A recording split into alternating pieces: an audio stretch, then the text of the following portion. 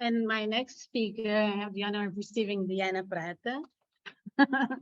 And she is a neuroscience. Let me just. She's a neuroscientist. She has studied and currently lectures in the UK at the Institute of Psychiatry, Psychology and Neuroscience of King's College London. She founded her own research lab here at the Faculty of Sciences, and which is called the Biomedical Neuroscience Lab at the Institute of Biophysics and Biomedical Engineering. And she's winner of many awards and collaborator of each day. Her communication is going to be on the neuroscience of empathy. So it's quite odd and very nice to be in front of such a diverse audience. So what do I press here? So, okay. This is a slide just to introduce my lab graphically.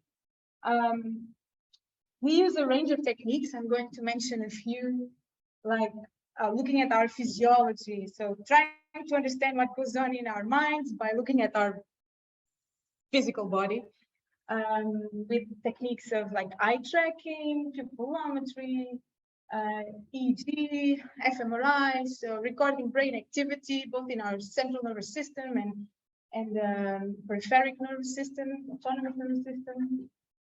We use techniques of pharmacology, so we administer in some studies drugs to people and placebo and see what effect they had on these physiological markers of central of nervous system activity and on the behavior itself. So we use a lot of psychological tasks, and we also look at patients, particularly schizophrenia. We're starting to look at autism as well. So we look at genetics too, because I'm a biology by trade, and I'm firmly fascinated by the way that we already bring with us when we are born a lot of the behavioral traits and tendencies that we're going to show in our lives. And I'm particularly interested in social cognition, so why we behave with each other the way we do. So you can always check our website, and actually the main website is not here, but I'll leave it in the end if you want to know more. And on the topic of empathy, I think you probably already made this distinction maybe in the morning about emotional and cognitive empathy. Have you thought about this dichotomy in a way? Not really. Okay, so I'll just introduce, at least a psychologist teach me that this is the empathy is, it can be very different if you're conceptualizing emotional or affective empathy and cognitive. So by emotional it's the way we react to other person's emotional expression. So if someone is happy and smiles, I will be happy and just, or I will, in a way I will mimic, which is a different process. I can mimic the expression, and I also tend to feel like a mirror, the same way the other one feels. For example, in there are mental disorders where this is affected. Do you want to guess? ASD, yes. So autism spectrum disorders, they don't tend to feel the same way as the other person. So autonomously, well, rather, yes. So actually, let me make a little caveat. Cognitive empathy is more affected in ASD than emotional, actually, interestingly. And in psychopathy, for example, it's the other way around. They can be very well versed in cognitive empathy. They can detect the other one's thoughts, feelings, or intentions, which is cognitive empathy. It's like I can guess what the other person has in his or her mind, even though I may not react to the feelings of that person so much, to the emotional expressions. So as a psychopath can be really good at reading our minds, so especially in order to manipulate us, but they are not so good in emotional empathy. And the autism patients is a little bit the other way around, although they have difficulty in both. So emotional empathy is necessary for appeasement, for example, for non-aggression. So I'm not gonna, if I see someone suffering with something that I'm starting to do, I will tend to stop it because I suffer myself. So if you think about comments online, maybe sometimes we can be so nasty with online comments because we don't see the other person suffering with what we are writing. And so it's essential for bonding as well, this sort of mirroring of emotions. Cognitive empathy is necessary for trust, and I'm going to talk about trust a bit more because I'm particularly interested. So should I trust you? In order to trust you, I need to read your mind a little bit. I need to understand what are your intentions and why you're acting the way you are, and if your emotions are real, especially when you interact with me, right? Because trust can be a gateway for cooperation, for negotiation, and for bonding too. So I think it's particularly interesting. But anyway, these two empathy types, and they're quite different, right? And the brain circuitry is probably quite different too. So are we empathic due to learn social cues? And this is probably something that it's on your mind because we come from such different areas and we give relevance to nurture or to nature, depending on the areas we come from. I of course am more interested in the nature side of it, but it's always nice to reflect how much of my, for example, tendency for empathy is from my education, the parenting I received, religion, or do I carry it all in my genes when I'm born? So, who of you would put more emphasis in nurture?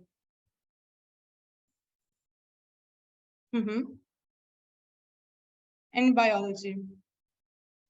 Okay, one in each camp, so the other ones are up for grabs. So let's see what to think at the end of the presentation.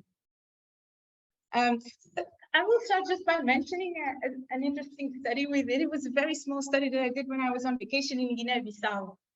I believe it was the first neuroscience study there in Lusófona University. It's a private university where we could do a little bit of this. So I went on vacation, but I took some equipment with me and I recorded responses and skin conductivity. It tells us how aroused we are. So we sweat a little bit more without noticing when we are aroused, like microseconds, and this equipment detects that. And when I gave to people were emotional vocalizations, so laughter, crying, vocalizations of surprise, and some neutral ones. So, and we wanted to see if when people heard vocalizations, when Guinea-Bissauans heard vocalizations from Portuguese from Portugal, if they detected them more accurately or less accurately than the Portuguese. The design was not ideal because I would have done the opposite as well. So Guinea-Bissauan vocalizations heard by Portuguese Guinea-Bissau, but didn't have the chance. And indeed, they were less accurate than we were recognizing vocalization. So this is not about language, huh? So it's just vocalizations like, okay, haha, and they were all real vocalizations. That was interesting, and they also showed some more arousal in the skin through the skin conductance activity, meaning that they were, we usually interpret it this way, but they were having a bit more difficulty in the task. So this skin conductance response increases when we are aroused or when we have more difficulty. So if we are doing a maths calculation, we will sweat a little bit more, and if we are surprised or scared about something as well. So this was my only cultural study, I think, and it shows that there is this cultural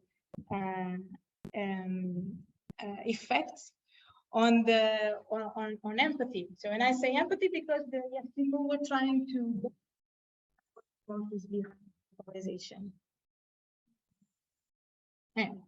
And then we moved on to a more complex study using pupillometry back in Portugal. And this was about showing people cries or laughs. Some were fake and some were real. So we do this all the time, right? We interact with each other and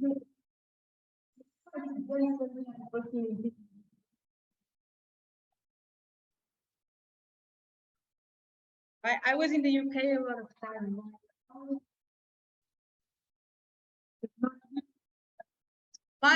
It's probably because of my cultural background, but sometimes we foreigners especially can have decoding or recalibration this sort of impressions.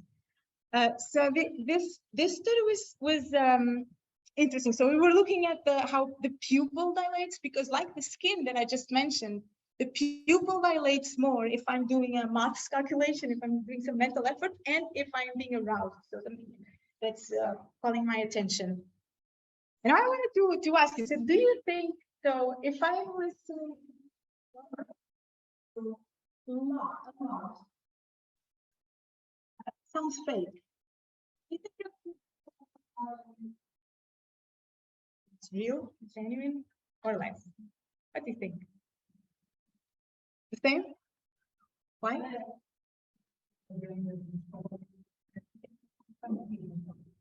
Theater, yes. Yes. So if the actor is really good, not so good. Does you think the brain will react? Even if people are not aware. Yeah, no, that's where we need people in the audience that have no idea that yeah, but I think we will, even if we're not conscious of it, we will feel uncomfortable. And it's amazing to see that the pupil did have a different behavior when the laugh was fake. So people responded similarly in terms of, I think it's fake, I think it's real, but the body showed something different, significantly different. And the difference was that when laughs were fake, pupils dilated more, as if I'm doing a maths calculation. So I'm like, what's that? Like me in the UK, what? That's like my brain is making an effort to decode what's going on because it doesn't match very well, right?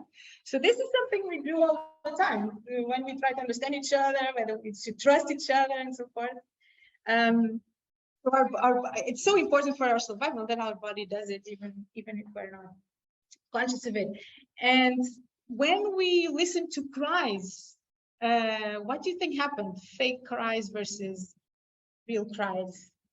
What do you think happened to our body?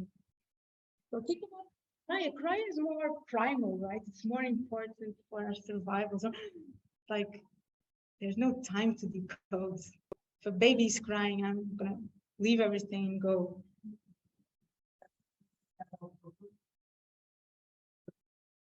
And less pupil dilation. But yes. The thing about pupil dilation is that, remember, it increases when we are in a state of arousal. So something urgent would be a big state of arousal. Or when we are in a state of cognitive mental efforts.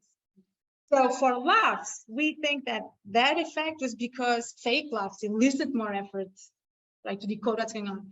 But for cries, it's something that's so immediate, so urgent, so important for our survival, it's so more instinctive, let's say, that if I hear a fake cry, I don't know.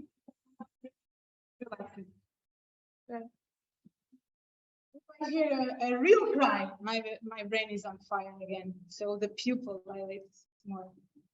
So again, people did not respond to whether it was fake or real in a similar manner, but their body showed something very different. So yes, yes.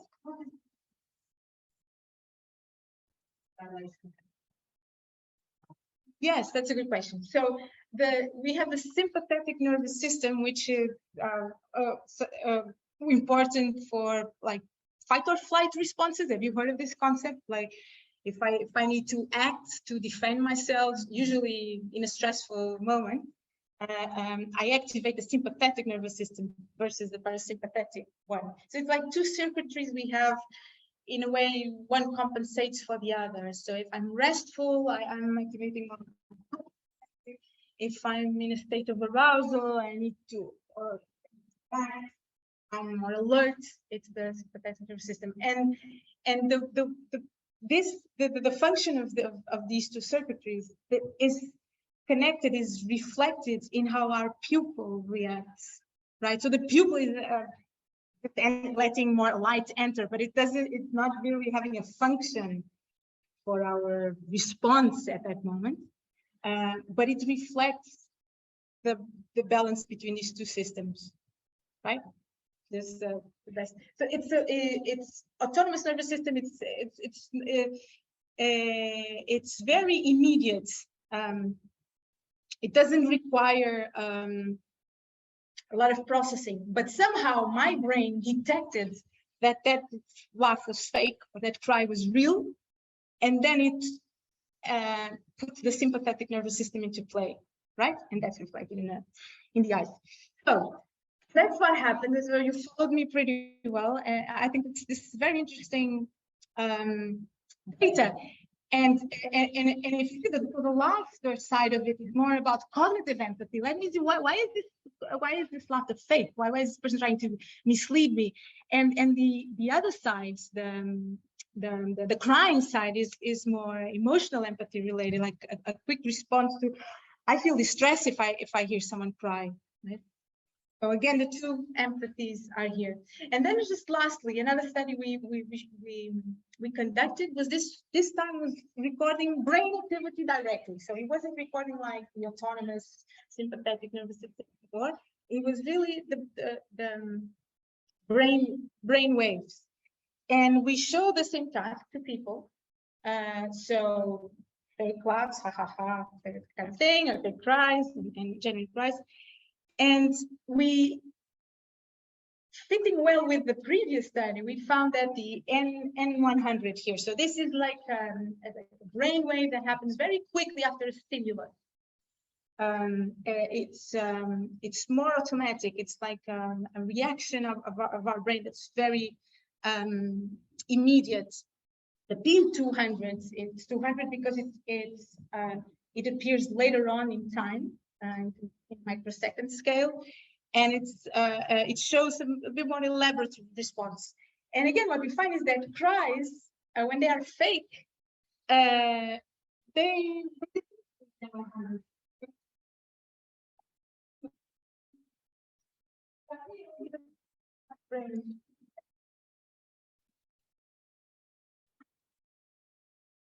reaction. And the P200s, the opposite, we found. So fake laughs elicit more. It's with the P200, people are already, so it's not as immediate, and our brain is already engaged in, okay, well, what is this? What is it good for? Is it something I like, I don't like? It has to do with motivational salience. So, cutting the story short, we can, with these techniques, look into empathy and understand how our body is reacting to, in this case, to authenticity in the emotion of others. So when I'm trying to detect authenticity in your emotional expressions, I'm exercising my cognitive empathy. Right? And when I'm hearing your emotions, I'm exercising emotional empathy. And these can be seen in the body, right? So in the eyes, in the brain, because we have a nervous system that is made to code for these things. We are born with it, right? So regardless of our culture and so forth, although it can have an impact. So this is what I've just mentioned. And just because we in our lab are looking also at, so we are looking at trust. I just want to, have you heard about the prisoner's dilemma? No? It's I won't go into depth, but it's a trusting game. So what do I do? Do I choose to compete and get all the money, for example, or to collaborate with another agent? And there's a lot of work done.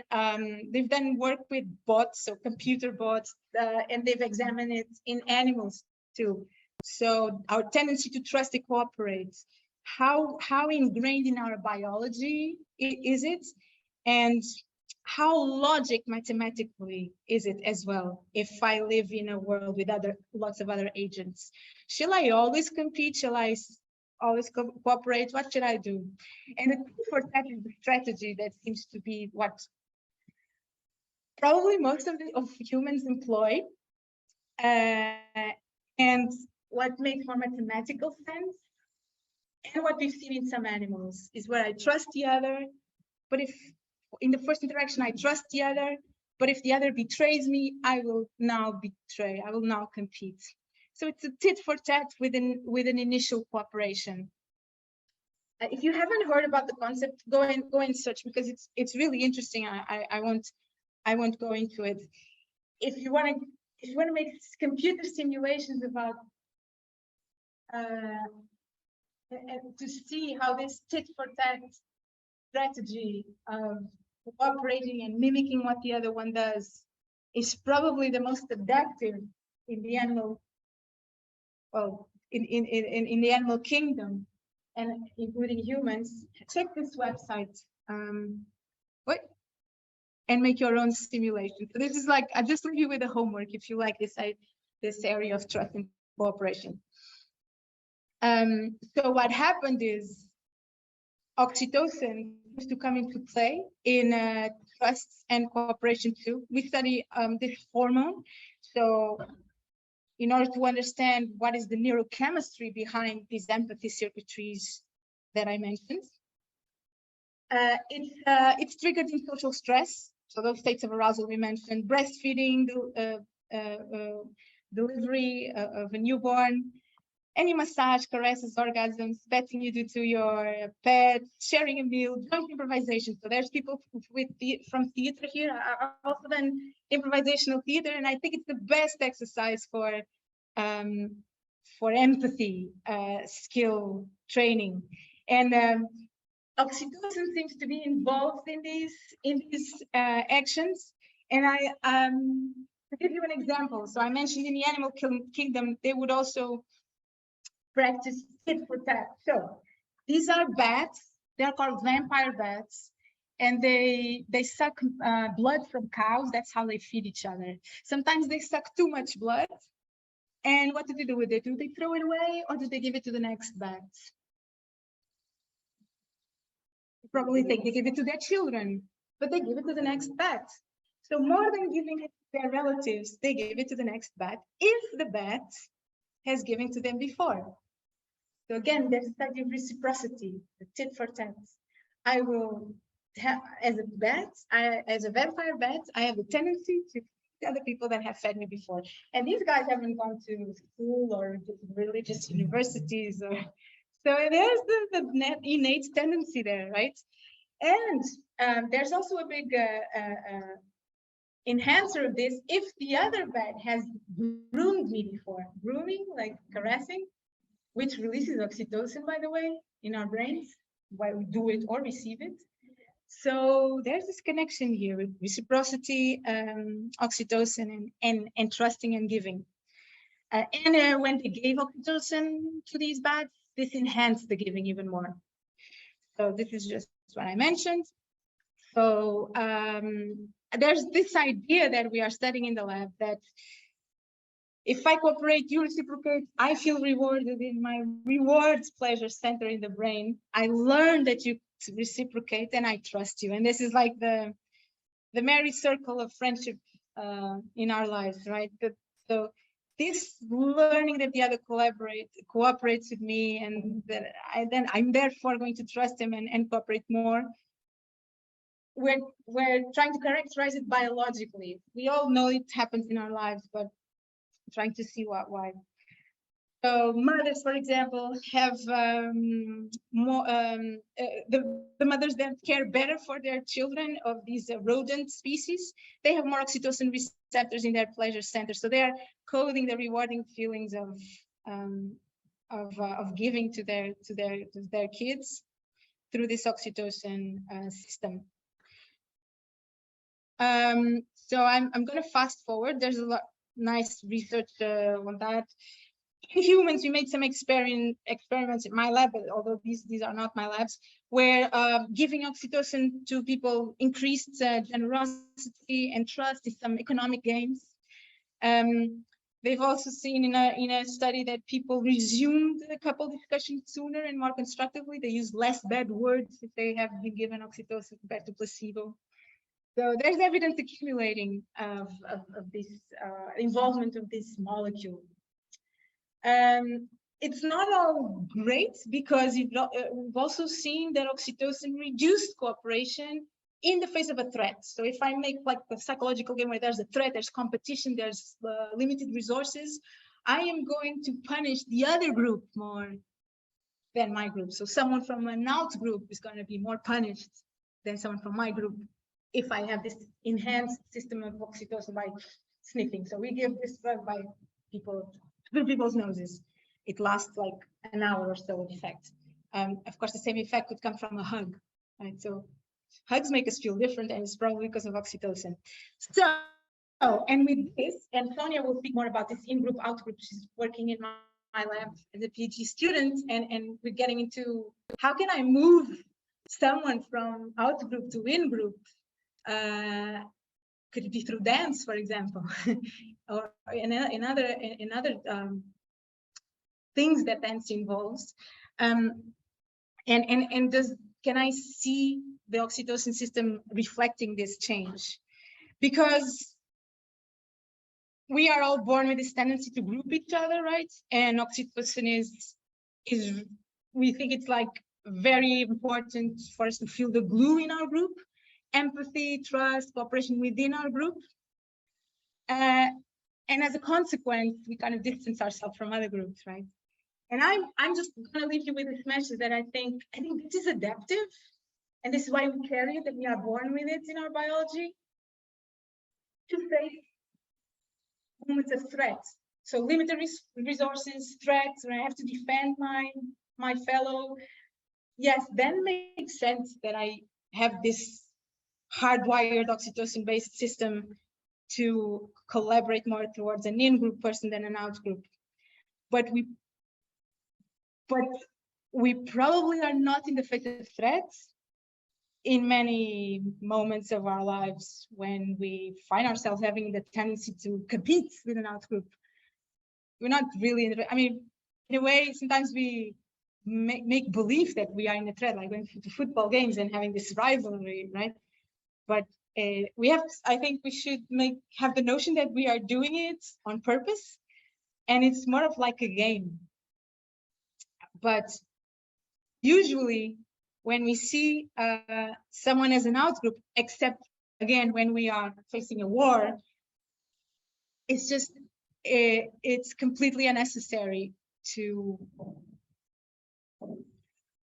have someone part of an out-group. But I'm going to pose to you that we can use this system, of the oxytocin system, with care, and conceptualizing really that we don't need to have the out-group in most situations in our lives. And if that's so, then we can grow our in-group in space and time, right? And this is how ecology comes in too, because if I put the borders of my in-group further and further away, and I include the whole planet and the people that are not alive now but will be alive in the future, then I can more easily be ecological, so I can be empathic further in time and in space. So I propose to do an empathy system 2.1 with bug fixes, turning our neurobiological flaws into merits by updating our perception of our social concepts, which is more compatible with the 21st century, where we have supermarkets, where we don't need to fight for food or fight for shelter. So that's my attempt at a philosophical ending. Thank you. Yes, it's great, isn't it? Thank you so much. I'm sorry I took a bit long.